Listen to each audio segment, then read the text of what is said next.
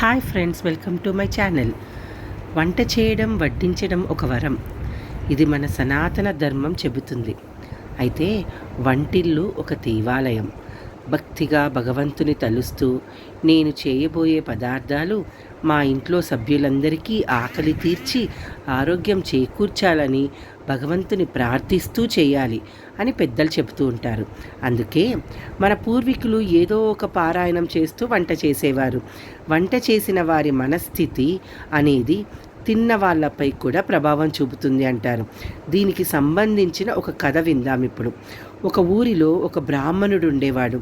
అతని ఇంట్లో దేవతార్చన అతని కుల వృత్తి తప్ప అతనికి ఏమీ తెలియదు. ఒకరోజు ఆ ఊరి జమీందారు గారు ఈ బ్రాహ్మణుణ్ణి తమ ఇంటికి భోజనానికి పిలిచారు. ఎప్పటిలాగే ఆయన భోజనానికి వెళ్ళారు. ఏనాడు లేనిది ఆ రోజు ఆయనకు తాను భోంచేస్తున్న అరిటాకు పక్కన పెట్టిన వెండి గ్లాసు మీదకు మనసు పోయింది. భోంచేస్తున్నాడన్న మాటే కానీ చూపంతా కూడా గ్లాసు మీదే ఉంది. చివరకు భోజనం చేయడం పూర్తయింది. చెయ్యి కడుక్కోవడానికి గ్లాసు తీసుకొని వెళ్ళి చెయ్యి కడుక్కొని ఆ గ్లాసుని తన చేతి సంచిలో వేసుకున్నాడు. ఆ తర్వాత జమీందారు గారు ఇచ్చిన దక్షిణ తాంబూలాలు తీసుకొని ఇంటికి తిరిగి వెళ్ళిపోయాడు. కాళ్ళు కడుక్కొని లోపలికి వెళ్ళి కూర్చున్నాక భార్య ఇచ్చిన దాహం పుచ్చుకున్న వెంటనే అతను స్పృహలోకి వచ్చాడు. తాను చేసినది దొంగతనమని, తనను ఎవరో వెల్లున కొట్టినట్టు అయ్యింది. చెల్లుమని కొట్టినట్టు అయిపోయింది. వెంటనే చేతి సంచి భుజాన వేసుకొని భార్యతో కూడా చెప్పకుండా పరుగున జమీందారు గారింటికి వెళ్ళాడు. ఇప్పుడే వెళ్ళి మళ్ళీ తిరిగి వచ్చిన బ్రాహ్మణుణ్ణి ఆశ్చర్యంగా చూస్తున్న జమీందారు వంక చూసి, అయ్యా, మీ ఇంట్లో వండిన పదార్థాలు కావలసిన వస్తువులన్నీ కూరగాయలతో సహా ఎలా సేకరించారు? మీ వంట మనిషి ఏమైనా మారారా? వేరే వంటవారు వచ్చారా అని అడిగారు. జమీందారు తన భార్యను పిలిచి అడిగాడు. అవునండి, వంట మనిషి మారి 4 రోజులయ్యింది అని చెప్పింది. ఆర్య, ఏం జరిగింది అని అడిగిన జమీందారు, అయ్యా, ఎన్నడూ లేనిది మీ ఇంట నేను దొంగతనం చేశాను.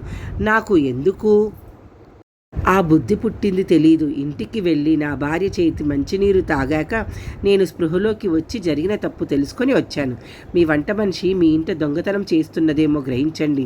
అటువంటి మనిషి చేతి వంట తిన్నా నా బుద్ధి వక్రీకరించింది అని చెప్పడంతో వారు వంట మనిషిని పిలిచి గట్టిగా అడగడంతో ఆమె తప్పు ఒప్పుకొని వంట సరుకులను, కూరగాయలను తన ఇంటికి దొంగతనంగా చేరవేస్తుండడం ఒప్పుకుంది. వెంటనే వారు ఆమెను పని నుండి బహిష్కరించారు. బ్రాహ్మణుడు తాను దొంగలించిన వస్తువును వారికి తిరిగి ఇచ్చి క్షమించి మన అనడిగిన తిరిగికి ఇంటికి వెళ్ళాడు.